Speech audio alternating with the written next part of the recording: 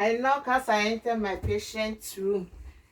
I do my hand sanitization. I'm Nurse Philomena, and I'm going to be doing your cardiac and neck vessel assessment.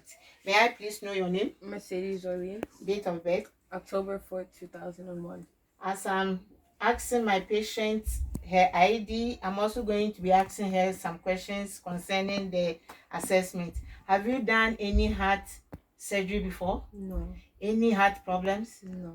Okay, so now I'm checking around my patient's room, bed, making sure everything is everything is good. Her lighting system is good, and I'm giving her privacy by drawing the drape around her. And as I was coming in and I saw her also coming in, I saw she was steady gated. And she's alert and oriented 3 times. That means person, place, and time. She has a very pleasant facial expression. She has a very full chest. And I'm just going to check her body temperature and then see if we feel if it's warm. As I'm feeling her body temperature, I feel it's warm. She has her skin, her body is moist. Her texture is very soft. And then I'm checking her body skin toggle, and I see it's mobile and elasticity. I'm checking her capillary refill, and I see it's also normal. And her skin, her speech is very not regular, like normal person. She's a 25-year-old African Canadian female who is oriented and alert 3 times, person, place, and time. She is fuller at the chest. It's okay. She has a pleasant personality. She's hygienic. I'm checking her surroundings. She's very hygienic. She dressed like a very simple lady. So now I'm going to inspect her abdomen. As I'm inspecting her abdomen for any symmetry, any bulky or anything, I see she has a flat tummy. And then I'm going to palpate with my fingers, the inner of my fingers, to see if there's any lesions or any pain. So I'm palpating 2 centimeters to see if there is any pain. Do you feel any pain? No. I'm going to go 5 centimeters deep to feel for any pain. So, do you feel any pain? No. So now I'm done with the upper extremities. I'm going to go down to her lower extremities, check for any scars or lesions or any edema. I see no scars, I see no lesions, I see no edema. So I'm checking for edema pitting.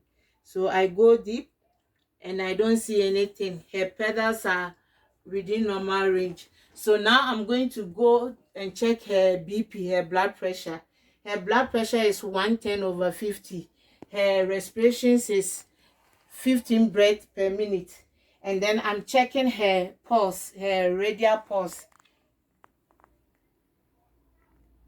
And it's 25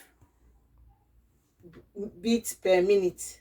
Okay, so now that I'm done with her vital signs, I'm going to check her carotid arteries.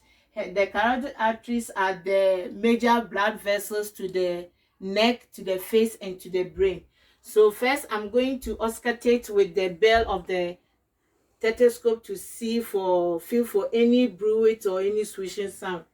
So I'm auscultating.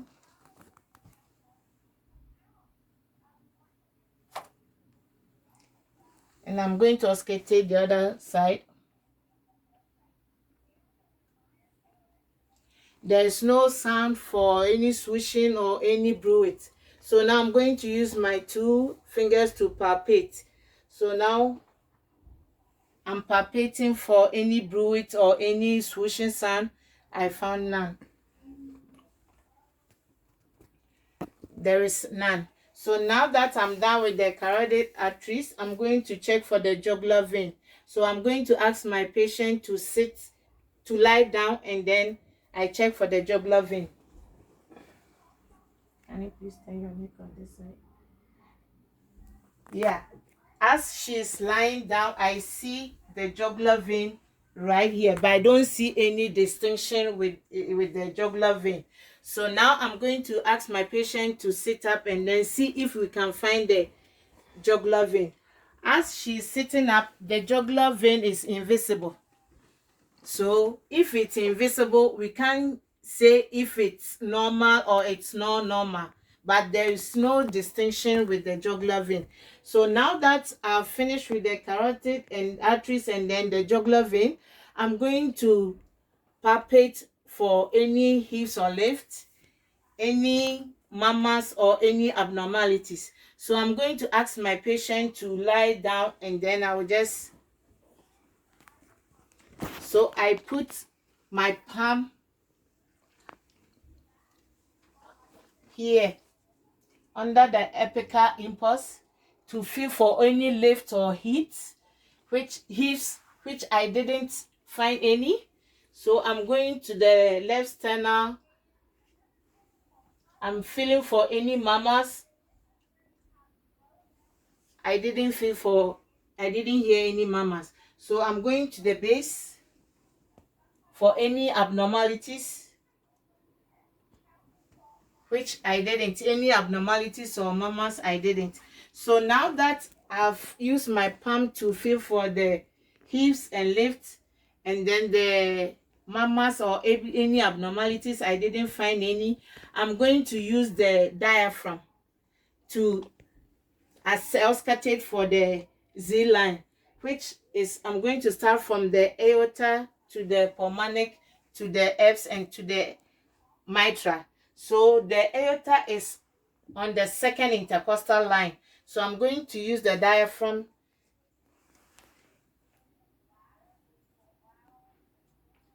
so I'm just auscultating. So I'm just going through the Lewy line to the pulmonic valve. The Lewy line, on top of the Lewy line, we have the suprasternal notch. So from the pulmonic valve, I come down to the eps line. From the eps line, I go to the tricuspid valve. From the tricuspid valve, I go to the mitral. From there, that is where we have the apical impulse. That is the fifth intercostal line. And now we have the mid-clavicle line drawn from across the top to the bottom where we have the apical impulse. So I check for any mamas, any abnormalities. I didn't find any. What I assessed for was the S1 and the S2. I found the S2 was louder in the base, and then the S1 was louder in the apex.